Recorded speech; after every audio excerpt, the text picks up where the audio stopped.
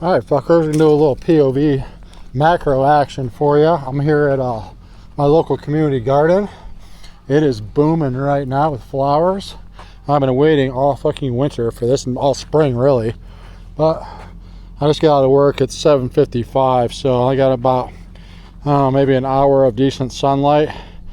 But since it's so late, I don't know how many bees are going to be active right now. This is where I typically find them, in this little flower patch here, but I'm not seeing much. Let's take a walk and see if we can't find some. There's a little one right there, but he ain't gonna land anywhere. There's one bee. There's a couple hanging out in there. Last time I was here, there was probably 50 of them hanging around this bush right here, these flowers. But anyway, let's hop in here, see if we can't find some in the garden. It's very convenient. This is like a 2-minute bike ride from my house, so I try to come here either after work or before work for an hour or two just to clear my head. I mean, I just got out of work, I'm fucking exhausted, but if there's one thing that breathes life into me, it's being out with my camera. So I try to get out at least for an hour a day. Whether I take photos or not, who cares? As long as I'm out here observing nature, that's what keeps me sane while I'm here in town. But camera I'm rocking here, this is a new one for me. This is the Sony a7R5. Rocking a Godox flash and my AK diffuser. Sony 90 millimeter macro lens. I actually traded in my a7 IV and a couple old lenses I didn't use for this setup here. I still have an a7 V, but now I've got best of both worlds. My a7 V is more like my birding. It's better for birds because the high frame rate, you can take 30 frames a second, but it's a good hybrid camera. It takes good video as well. But this is a resolution beast. This camera has 61 megapixels, so it's perfect for something like macro here, where this lens only shoots 1:1 macro, meaning when I take a close-up photo of a bee, I still have to crop that image a lot to see all the detail. So having 61 megapixels allows me to do that. But there's a bunch of bees on this flower bush right here, so we're going to try to grab some shots here. I don't know if you can see my screen, but I'm shooting, let's see here. My typical settings to start out with are shutter speed is 1/250. f8, I kind of play around between f8 and f11 depending on how much detail I want to get, how much light I have. And then I try to keep my ISO as low as possible. The minimum on this camera is 100, so we'll keep it there. My settings for my flash, I'm shooting in manual, 1/16 power. I play around with that depending on how much light I got, how much light's being thrown on the bee itself. And we'll play around with that a little bit, but let's stick with this and we'll take it from there. I'm going to shoot. I try to use a small focus area box because I'm dealing with very small subjects, and since the bees are moving around, they're not sitting still for me. I have to use continuous autofocus, so let me switch into that. I'm going to do continuous high shooting and autofocus continuous. The autofocus systems on these newer Sony bodies are just absolutely insane. And I have this on recognition target. I have it on macro, so it should recognize a bee, and it does a fairly good job with that. So let's see what we can do here. Bees are one of the hardest subjects to photograph, only because they don't sit long for you. I get them there. Well, that fucker, let's see what we got here. That was a decent shot right there. The main thing with macro and insects in particular is you want to at least get their eye in focus. Even at f8, which is a very high depth of field, with macro you're dealing with millimeters. So even at a high f-stop like that, you may not get all the insect in focus. Damn, these fuckers are fast. This particular flower bush too, these aren't very sturdy, so when the bees land on them, they're heavy enough to bounce that fucker around. If they're on a more sturdy flower, it's a lot easier. You only need a split second to stay still, and you can get a shot typically.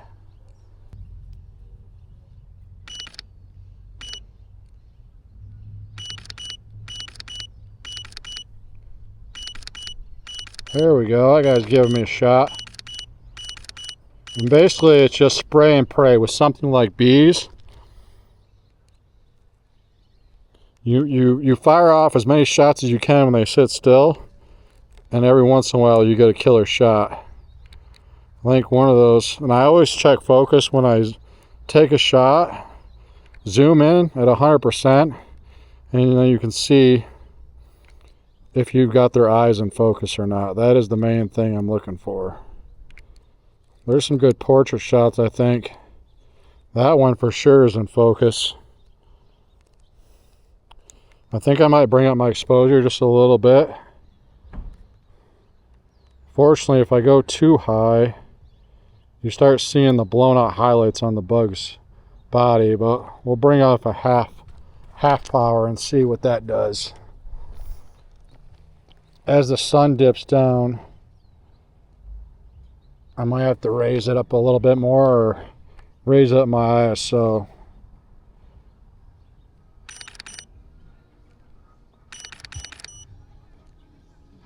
There's a couple different kinds of bees on this flower. Some honeybees here, some bumblebees.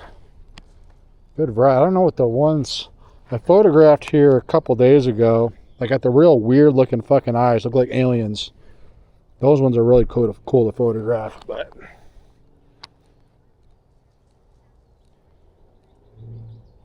oh, come on, you motherfucker. So, just a tip, if you wanted to get into macro, the best time to go photograph instincts is not in the afternoon or even early evening, because these fuckers are jittery as shit. If you come here early in the morning, these bugs aren't warm enough to actually move, and you can get them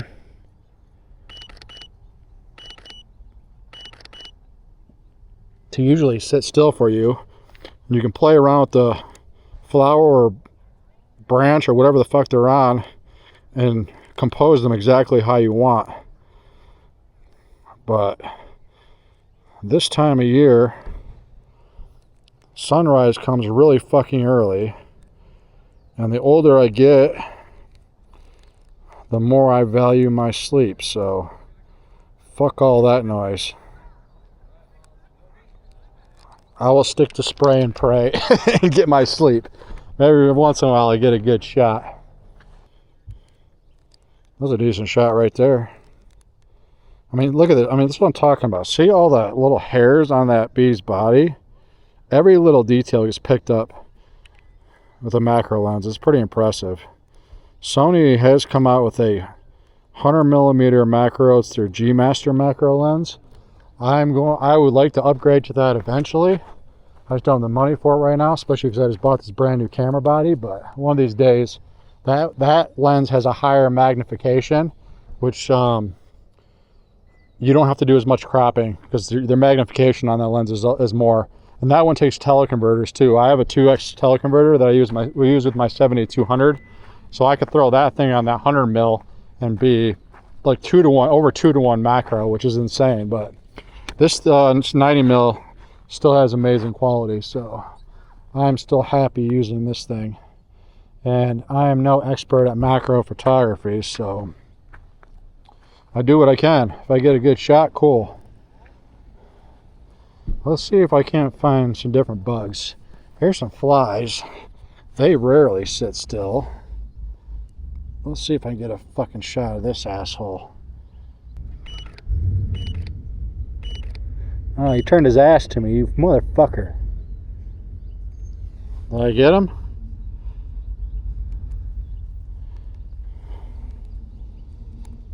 His eyes aren't in focus. He was turning just as I was photographing him. Flies look really trippy too. Anything looks crazy in a macro lens, to be honest with you.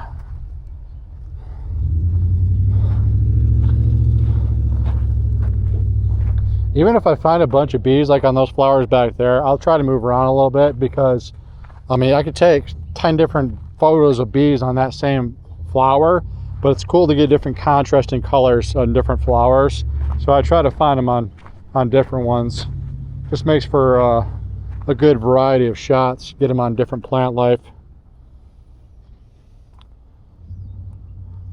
I'm gonna try this bush again here, and we'll go out front. There's another set of flowers around the front. Not I see bees at quite often, but where I saw those trippy eye looking motherfuckers a few days ago, we're all on these flowers right here, and they look really cool on these color flowers, but they don't appear to be working over here right now. Probably because those fuckers knew I was coming. Let's take a walk over here, see if we got any of these flowers up front here. Oh, there's a hummingbird right there.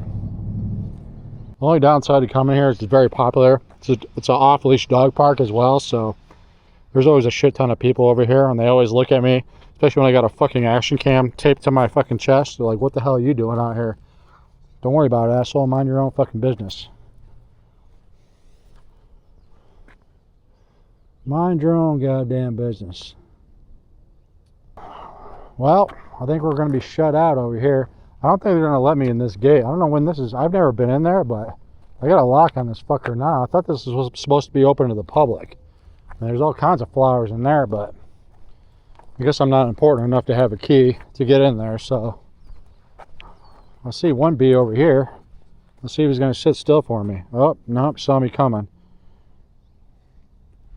All right, let's go back in there where we know where at least the bees are at, and I can get some bit more shots. If anybody is somewhat interested in getting into photography, but you don't have any like cool shit around you, you don't have any mountains or rivers or anything like that, get a fucking macro lens, man. It's one of those things you can go out to your backyard and find photographs everywhere. You really have no excuse with a macro lens. I mean, you could take photographs of anything in your fucking house and it'll look cool with a macro lens. But if you've got a community garden near your house, even better. It's endless possibilities. There's always bugs, there's always flowers. I mean, sometimes I'll come out here and just photograph the flowers, but all right, I guess we're going to be stuck to this this group of flowers here because I know there's bees here. I think these fuckers would get tired, man. How do you move non-stop like that for so goddamn long? I don't call them worker bees for nothing, that's for sure. Oh, I might have got him there. I'm not a big fan of the black background, but what happens with these macro with using a flash, if I was to take a shot like with nothing in the background, like no flowers in the background over the one that the bees are on, it's all gonna be black because the light only shoots so far out of this flash. So if you can get close enough to where there's color in the background, it's just gonna make the photograph more interesting rather than a plain background. But beggars can't be choosers when you're photographing subjects this small. Damn, you son of a bitch. Another technique I'll do sometimes, one of those shots had to have come out. There we go. There's not a lot of detail in these bumblebees. They're so, I mean, they're cool looking, but they're so dark. Sometimes it's hard to bring out the detail in them compared to the honeybees. But what I was saying was sometimes I'll shoot manual focus. It's a little bit more difficult with bees like this, but if I move this to manual, which on this lens it's got a focus clutch, so I just got to pull that out. Now I'm in manual, and I have focus peaking, meaning when the bug is in focus on here, I've got little white lines that'll be outlined in white, so I know that is in focus. So what I'll do is I'll kind of just hold my camera out and rock back and forth until I see those that white outline on the bee, and then I'll fire off a bunch of shots. But like I said, with subjects this fast, you're better off just sticking to autofocus and doing a little spray and pray, quite honestly. My camera's definitely the autofocus is definitely picking up these bugs a lot, or these bees a lot easier now that I raised my exposure. I mean, look at all the fucking detail in those things, man. Crazy. That guy's out of focus. Oh no, he's in focus. All right, I'm sweating my balls off. Too late for this shit.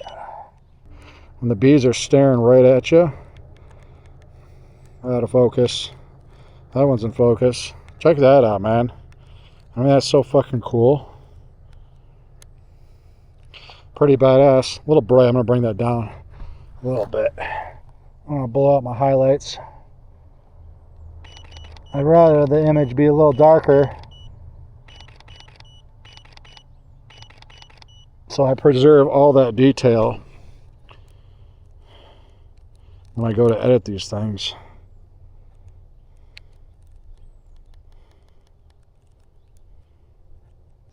That's a cool shot right there. That's a flying shot, but he's just out of frame.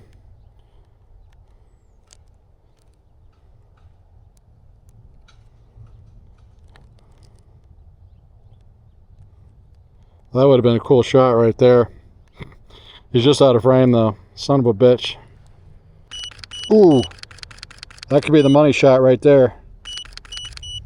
That could have been the money shot. Hell yeah. Look at that fucker staring right at me.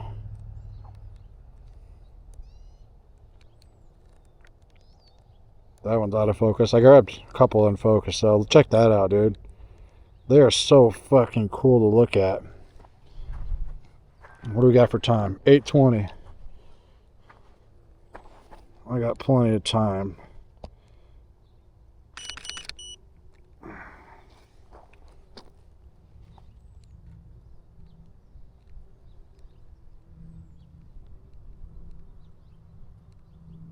God damn you fuckers. I'm not too concerned about getting so close to these things, only because now that I have a camera that has 61 megapixels, I mean, look in the frame how small he is, but I can crop this thing down to where that fucker fills the frame and I'll still have the resolution, which is pretty amazing. I've never had one of Sony's top of the line resolution cameras, so I'm quite happy I have this now. I'm actually considering bringing this on my next thru hike.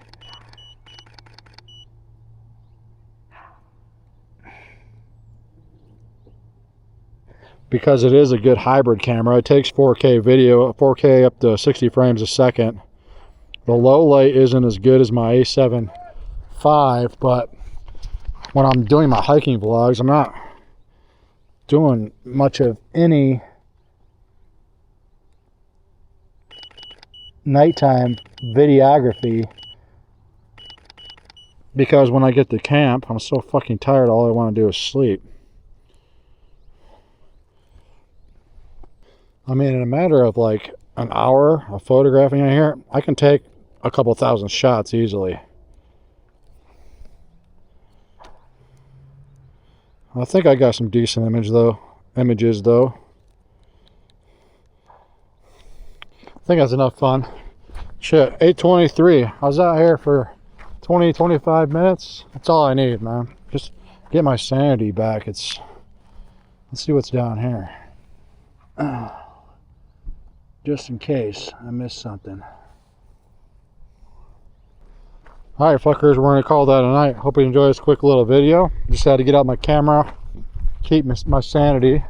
Won't be long now, I'll be back on trail in Scotland, so I will touch base with you guys later in the upcoming weeks for that. Well, I'll let you fuckers later.